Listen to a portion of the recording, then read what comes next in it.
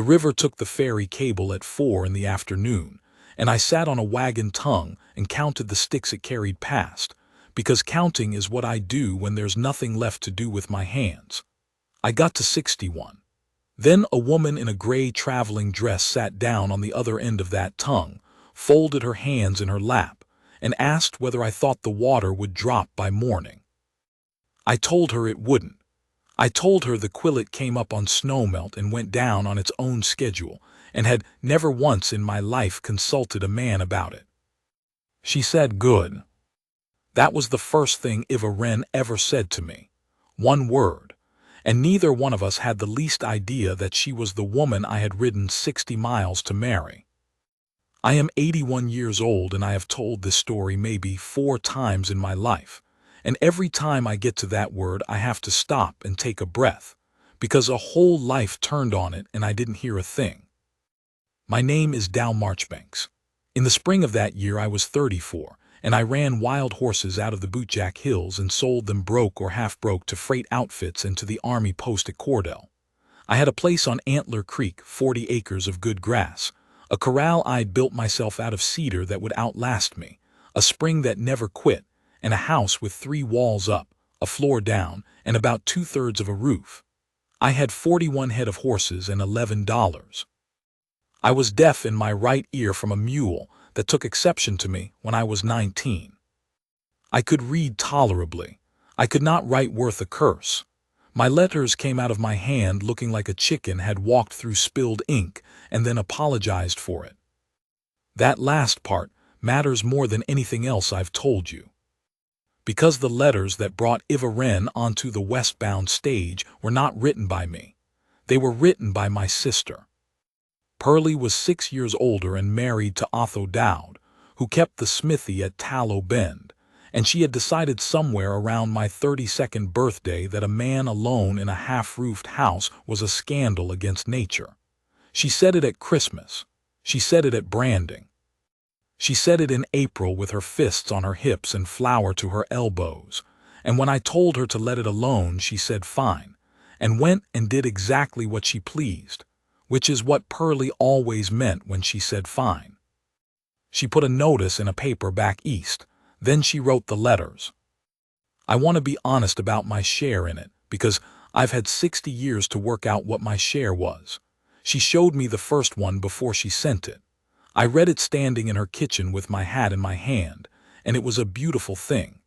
It talked about the way the light comes down the Bootjack Hills in October and turns the grass the color of a bay horse. It talked about a man who wanted a partner more than a housekeeper. It was courteous, and it was warm, and it sounded like a man who had read books on purpose. I said, "That's not me." Pearlie said, "It's you with the burrs combed out." And I said, "God forgive me," I said, "send it then." That is the whole of my crime. One word, same as hers, send it. They went back and forth through the winter, those letters. Pearlie read me the replies, and I sat by her stove with my boots steaming and listened. Miss I. Wren of Quillow Landing, a widow, respectable, 24 years of age. She read, she wrote a fair hand. She had some accomplishment at the piano, she was fond of a garden, she was fair-complected and had a cheerful disposition. She said she was not afraid of hard country. She said she had no people left to speak of. I remember thinking that last line was the only one that sounded like a real person had written it. By March it was settled. She would come out on the westbound and change at Cordell and come in on the Thursday coach to Tallow Bend, and Pearlie would have the front room ready and the preacher spoken to, and we would be married that Sunday or the one after, whichever suited the lady. I went down to Sable Crossing on the Tuesday because I had 8 green horses to deliver on the far side of the Quillet, and because I could not stand another day of Pearlie sweeping a floor that was already clean. That's what I told myself. The truth is I wanted to see the coach come in before the whole of Tallow Bend saw it. I wanted the first look at her, and I wanted it alone, so that whatever showed on my face would have nobody to read it. You should understand what Sable Crossing was. Not a town. A stage station on the near bank of the Quillet where the road came down out of the breaks and found the only ford in 40 miles. A long, low house of squared logs with a sod roof gone green, a barn, a corral, a set of pole pens, and a ferry, if you can call it a ferry, that was a flat scow run across on a cable when the water was up. Hobart Quire kept the station and had kept it 11 years, and his wife Nettie cooked for whoever the road put in front of her. And between them, they had the disposition of two people who have long since stopped expecting the road to bring them anything good. I got there Tuesday noon with my horses. Hobart came out and looked at the sky and said the river was making. I said I could see that. He said it had come up 11 inches since dawn and there was a wall of dirty water somewhere up the Sable Fork that hadn't got to us yet. We put my horses in the far pen and I unsaddled, and by 2 o'clock the Quillet had gone the color of coffee with milk in it and was carrying whole cottonwoods down the middle, root wads turning slow like something rolling over in its sleep. The westbound coach made the far bank at 3. I watched it come down the grade on the other side and stop, and I watched Ollie Tarp get down off the box and stand looking at the water with his hands hanging, and I knew from 60 yards away exactly what he was saying, and it was not fit for the ladies. They tried the scow. Hobart and his hired man ran it over on the cable with the current bellying it out downstream like a bowstring, and they took across 4 passengers and the mail sacks and left the coach and the team and the trunks on the far side to wait it out. The last 20 feet the scow came in sideways and slammed the landing hard enough to knock a man to his knees. An hour after that the cable went. It didn't snap so much as give up. A cottonwood the size of a church came down the channel and took it, and the whole thing let go with a sound like a fiddle string in a barrel, and the far end went into the water, and the near end whipped back and cut a groove in a post you could lay 2 fingers in. Hobart stood and looked at it and said one word and went inside. So that was the situation. 12 human beings and a sod roof on the near bank, with the road east cut and the road west 110 miles of nothing, and a river between us and a stagecoach that could not get to us and could not go back. And I was sitting on a wagon tongue counting sticks. She was one of the 4 the scow brought over. I'd seen her come up the bank with her skirt in one fist and a carpetbag in the other, and I'd registered her the way you register a fence post, something there, not mine. A gray dress, a dark bonnet, plain, not young, not old. She'd stopped at the top of the bank and turned around and looked back at the river a long moment before she went in the house, and I remember being mildly curious about that, and then I forgot it. Now she was sitting on the other end of my wagon tongue, saying good about 4 days of high water. I said good.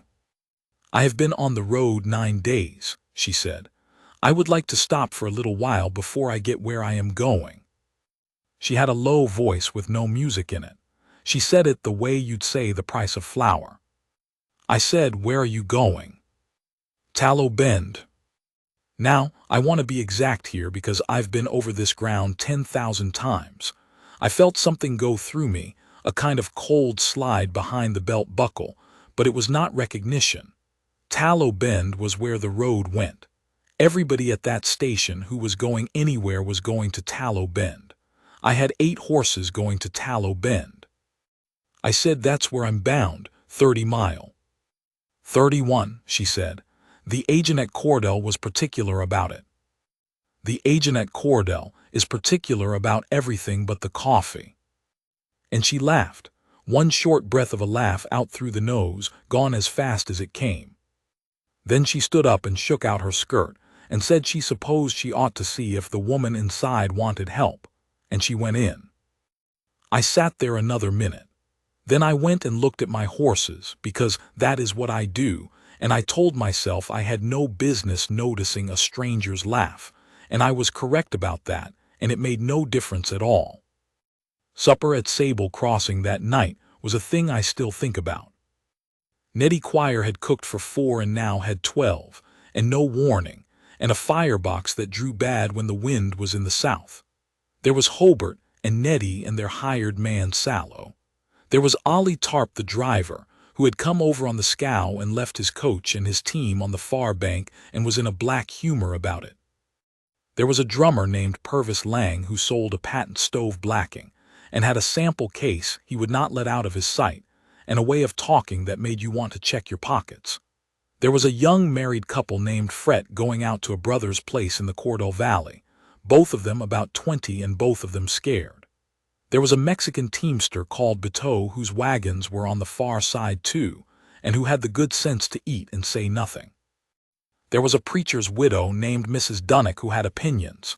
There was me. And there was Eva Wren in the kitchen with her sleeves rolled. Nobody asked her. Nobody could have gotten a word in edgewise to ask her the way that kitchen was going. She had put her bonnet on a nail and tied a flour sack around her waist, and she was working the far end of the table. And when I came in, she was cutting biscuit dough with the mouth of a tin cup because there was no cutter. 60 biscuits in a row, quick and even, without looking down. Nettie Quire looked 10 years younger than she had at 3 in the afternoon. I sat with my back to the wall and I ate, and I watched that woman's hands, and I will tell you what I saw, because it's the first true thing I ever knew about her. Her hands were ruined.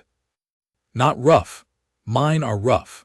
Hers were something else, red up past the wrist, the skin cracked across the knuckles and shiny where it had healed and cracked and healed again, the nails worn down flat. There was a scar on the inside of her right forearm, wide as 2 fingers, pink and slick, the kind you get from something hot and heavy that catches you and doesn't let go right away. Those were not a lady's hands. Those were not a hands fond of a garden. Those were lye and boiling water and 8 or 10 years of both. And she made no attempt on God's earth to hide them. She rolled her sleeves and went to work in front of 11 strangers, and when Mrs. Dunnick's eyes went to that scar and away again, Eva Wren saw it happen and went right on cutting biscuits.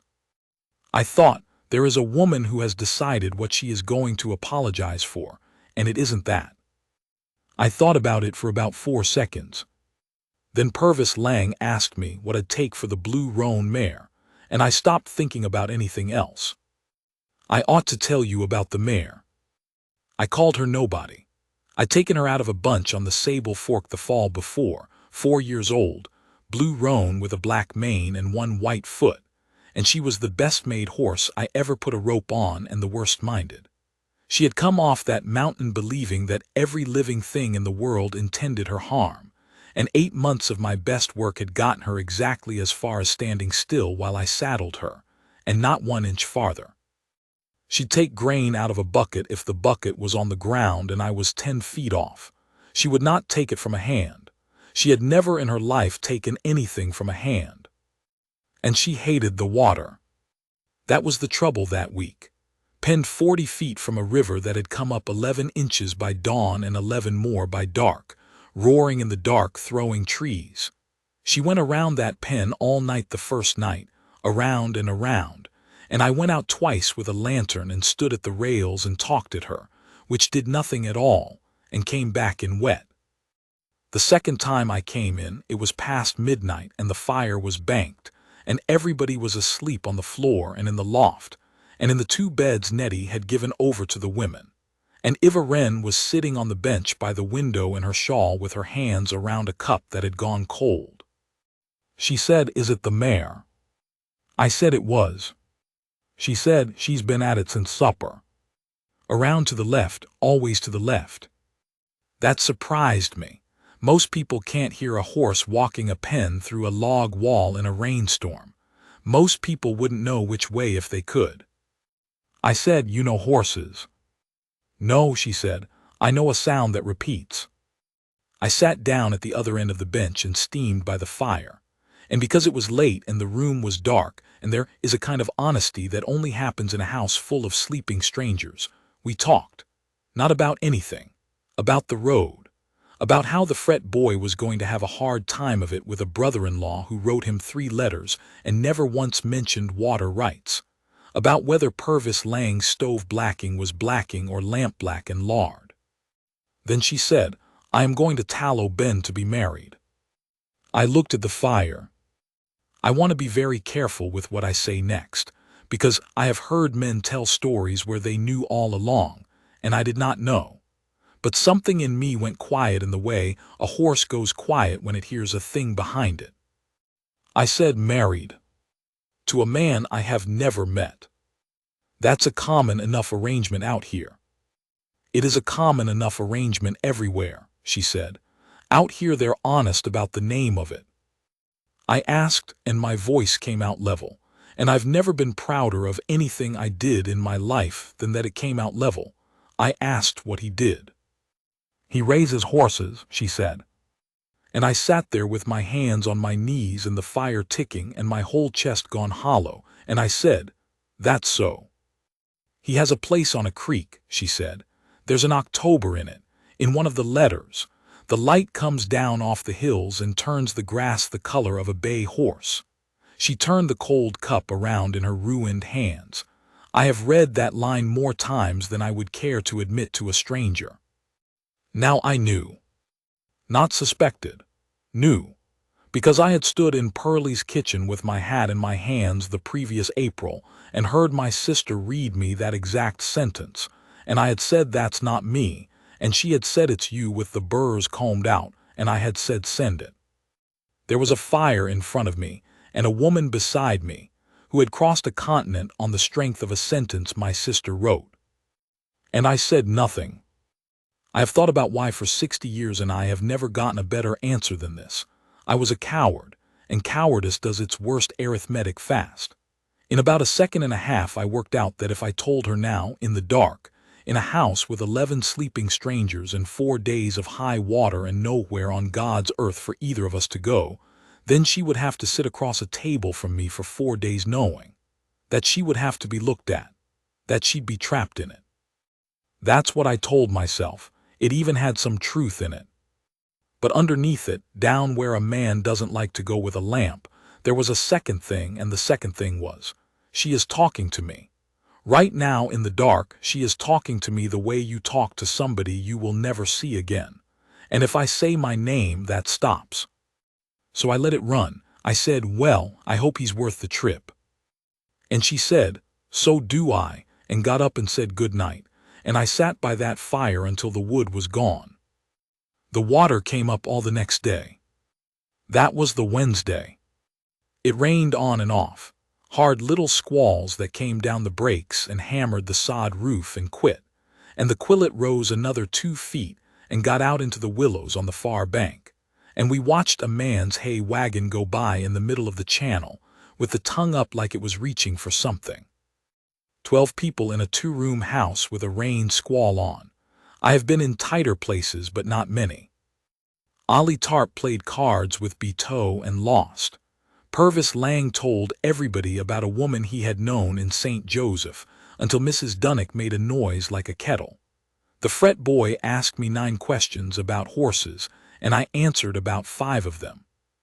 Hobart Choir went out 4 times to look at the water and came back in each time and said the same thing, which was, well. And Iva Wren worked. She scoured the smoke off Nettie's kettles with ash and sand. She patched the fret boy's coat where it had torn on the scow landing, and would not take his dime. She rendered out a bucket of old grease and made soap in the yard between squalls in the rain with her sleeves rolled. And when the first squall drove her under the barn overhang, she took the kettle with her and kept stirring. Somewhere in the middle of that afternoon, I came around the corner of the barn and found her standing at my corral fence with her arms crossed on the top rail, 40 feet from nobody, doing nothing at all. I said, she'll come at you. She won't, Iva said. She's got 200 pounds of water noise to be afraid of. She hasn't any left over for me. Which was exactly right, and I hadn't thought of it.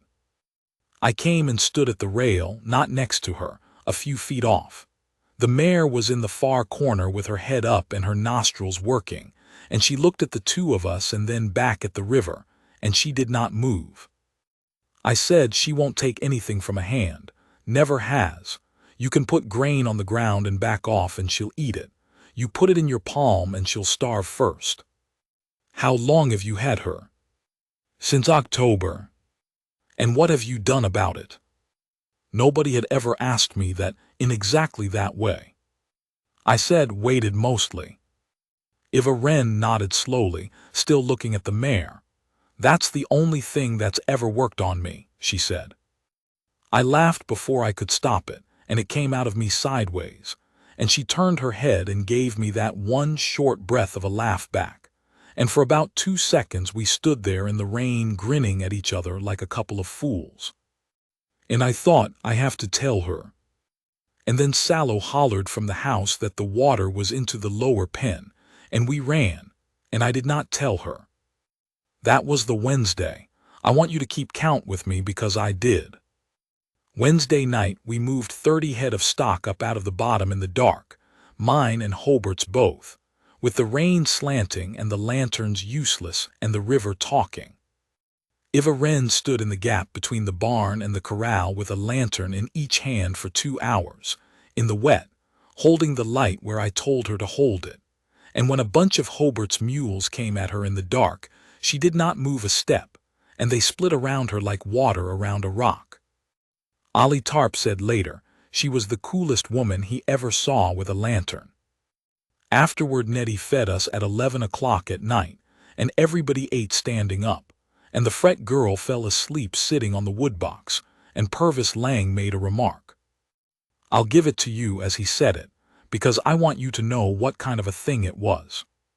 He'd had a little whiskey out of his sample case, and he looked at Eva across the room where she was wringing out her sleeves, and he said to Ollie Tarp, loud enough for the house, "You want to know what that one is? That's a catalog bride. I've hauled 3 of them. You can always tell they travel light and they don't say where to." The room got very quiet. I set down my plate. I did not say anything clever. I have never in my life said anything clever at the right moment. What I said was, "Lang." He looked at me. I said, "That woman held a light for me for 2 hours in the rain tonight, and you sat inside with your case. You want to say a thing about her, you say it after you've done as much." And Purvis Lang looked at me, and then at Hobart Quire, who was looking at the ceiling, and then he laughed like it had all been a joke and went to bed. I sat back down. My hands were shaking, not from temper, I don't run hot, never did, from something else. Because he had been right, that's the thing.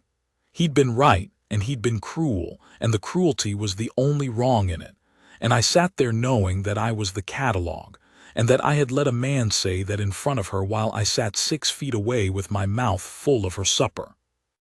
When I looked up, she was watching me. She had a wrung-out sleeve in both hands, and her face didn't have one thing on it that I could read. She said, "Thank you." And I said, "It wasn't anything." Which was the truest thing I said that whole week, and she took it for modesty. Thursday the rain quit and the river stopped rising and hung there, high and brown and loud, and everybody's temper came back a little, and Hobart said if it held we'd see it drop by Friday night and get a rope over by Saturday. Thursday was the day she told me everything. We were up at the pole pen in the afternoon.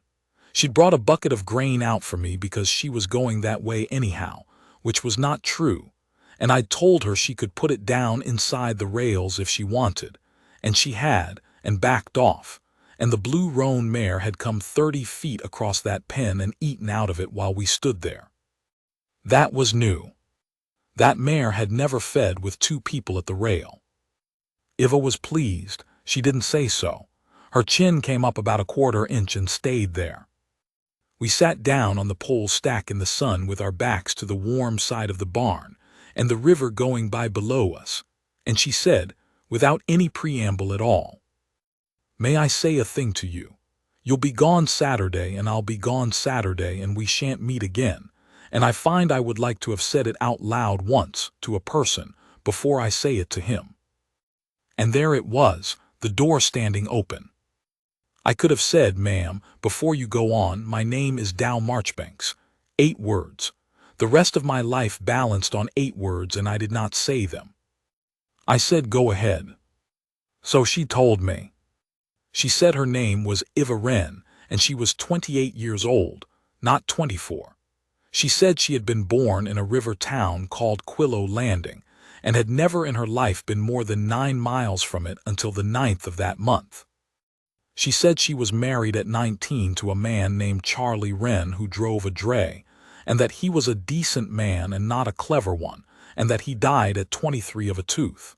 She said that in just that way, of a tooth, and then she looked at the river and said, "It went bad. It took 11 days. There was a doctor, and there was nothing the doctor could do. And at the end of it there was $90 owing to the doctor and 40 to the man who owned the dray, because it turned out Charlie did not own the dray. She paid it. That's what she did with her 20s. She went to work in the laundry of the Ambrose Hotel at Quillow Landing, and she paid $130 back at $4 and $6 a month for 6 years, and she finished paying it in the fall. She held up her hands. She turned them over in the sun. She said, 'This is what $130 looks like.' I couldn't say anything. She said the scar on her arm was a mangle, a ringer, the big one, steam-driven, the second winter. She said it caught her sleeve and pulled her arm into the elbow before the girl on the far side got the belt off, and that she was lucky, and that the girl who worked there before her was not. She said that when the debt was paid she had come out the far side of it $38 ahead and 28 years old with no people, and that there was a man in Quillow Landing named Mr. Ott who owned 2 houses and had been waiting 5 years, patient as a fence post, for her to get poor enough.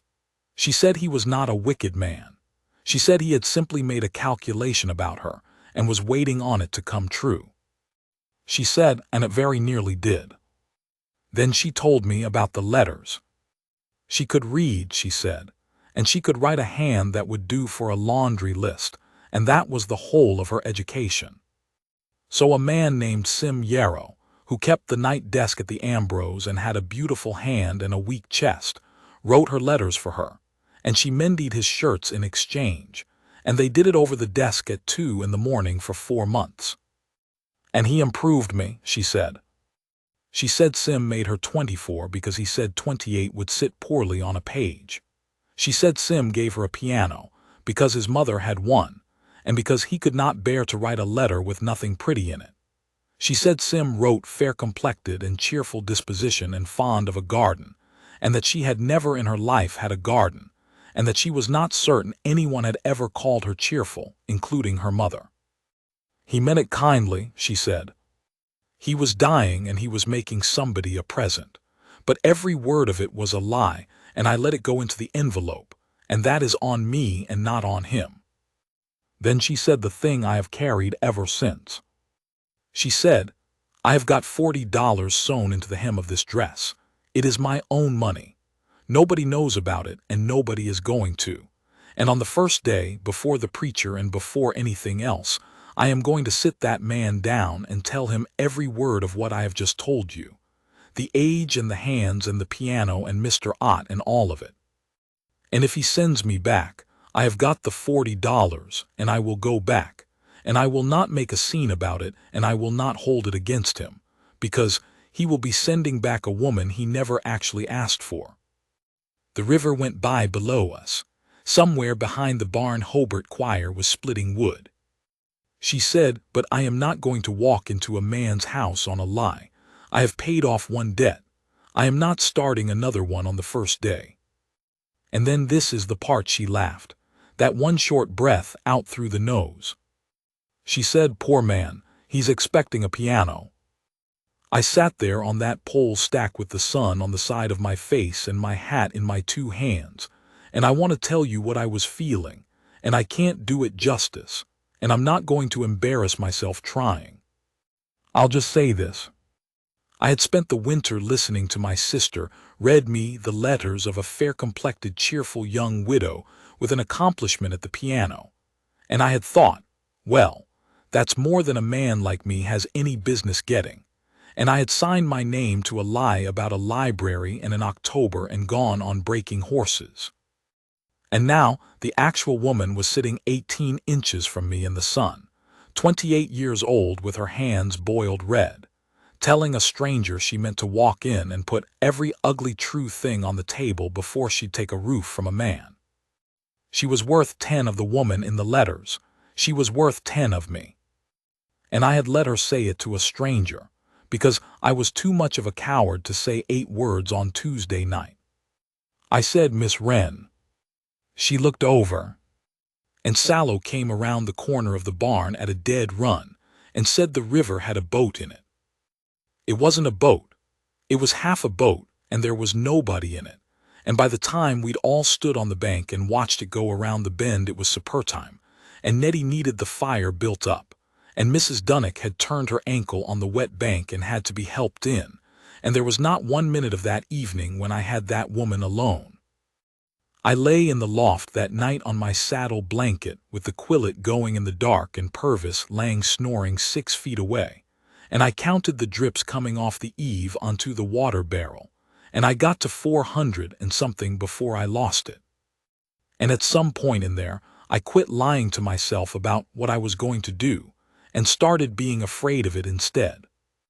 Because here is what I finally understood, lying up there in the dark.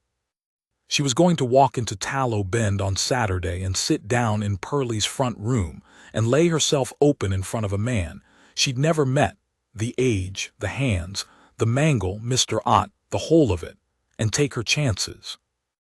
And that man was going to be me, and I was going to have to sit there and take it, knowing I'd already heard every word of it on a pole stack in the sun, and knowing I'd sat there and let her. There was no version of that I could live with. She was going to find out. And she had to find it out from me, before the river dropped, or the rest of whatever we were was going to be built on the same dirty ground as the letters. So I decided, somewhere around 3 in the morning with 400 drips counted, that I would tell her Friday. I want you to know that I decided it before the water went down. That mattered to her later. It mattered a great deal later, and I'm glad it was true, because if it hadn't been true, I'd have had to say so.